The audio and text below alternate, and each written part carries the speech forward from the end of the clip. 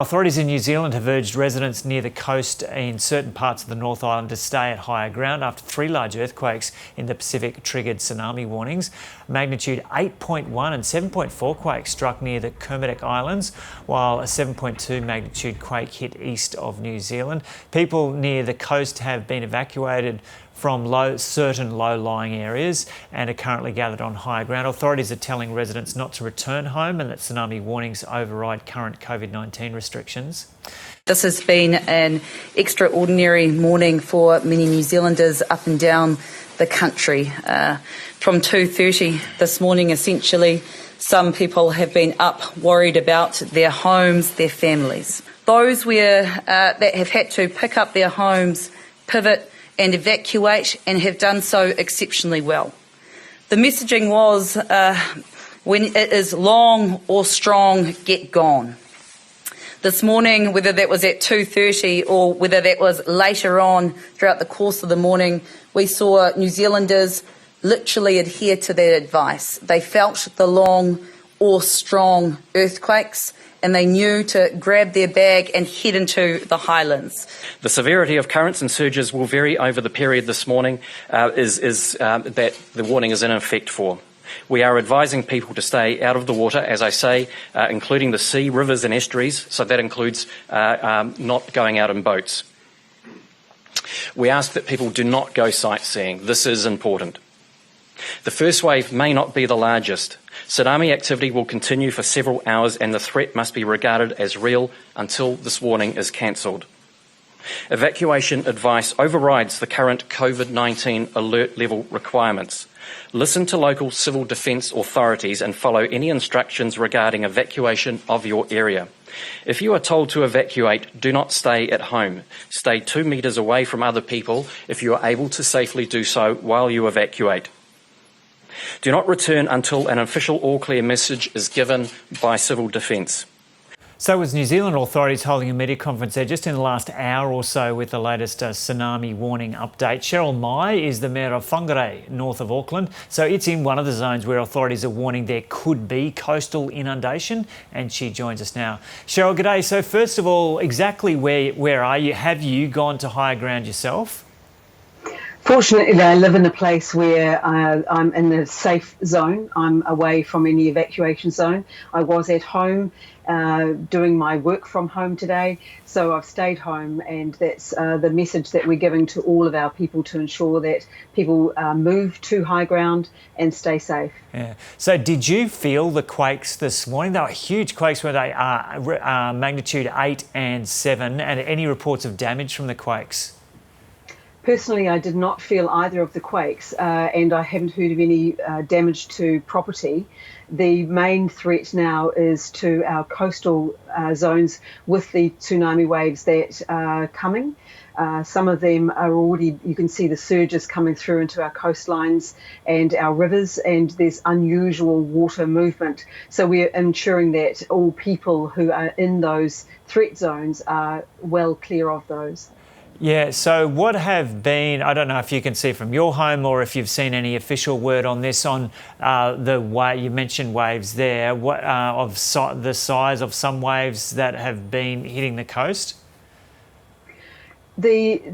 The advice is that the waves could be between 1 and 3 metres, but of course those it does vary, and the impact of those will be different depending on the direction of the wave, and also the patterns that they have as they hit the coastline will move as well. So we're just really uncertain of what the impact will be at this stage.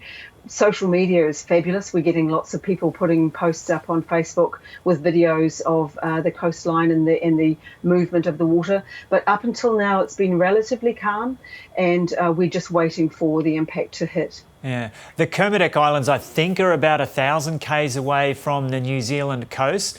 Are you getting to the stage now where you feel that if there was any impact from this earthquake, that it would have hit by now, or there is still a cause for concern over the coming hours?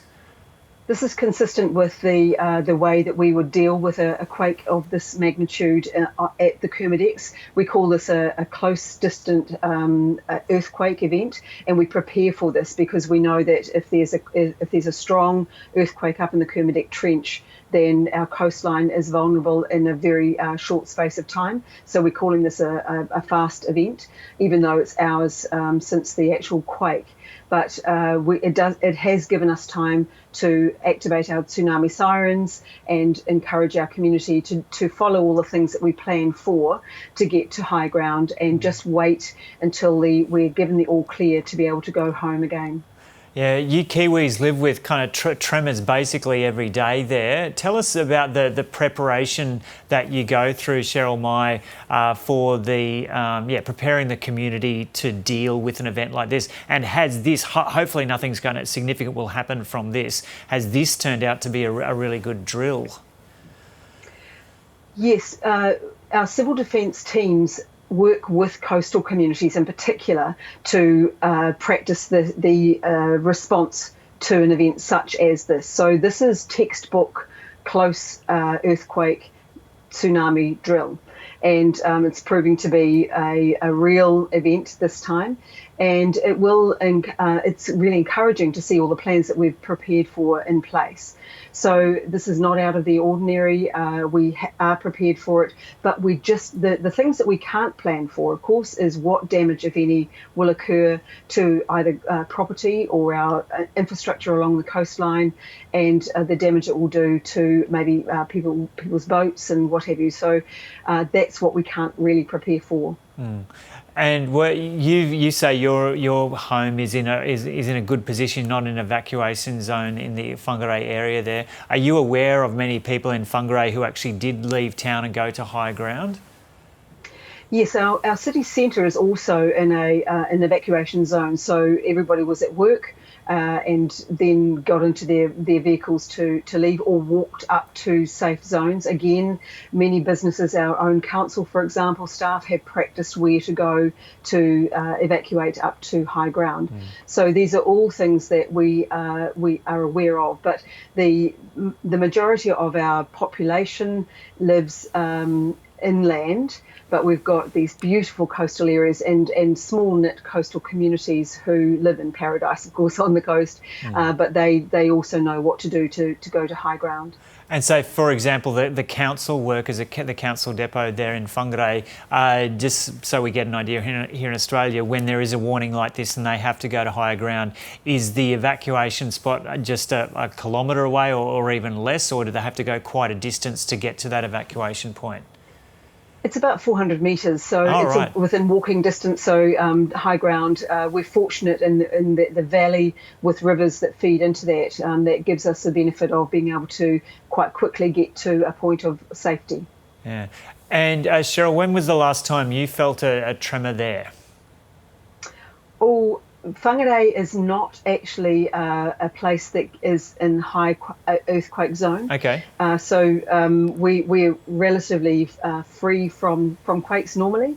So it's unusual to feel a quake. Sometimes we do feel the quakes when they're happening down in that really the zone where the two tectonic plates rub up against each other occasionally, and those are the communities that really feel the quakes more so than we do in Northland.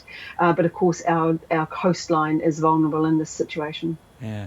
Okay, Cheryl Mai, thanks so much for talking to us. And yeah, fingers crossed that over the next several hours there won't be any coastal inundation from this event.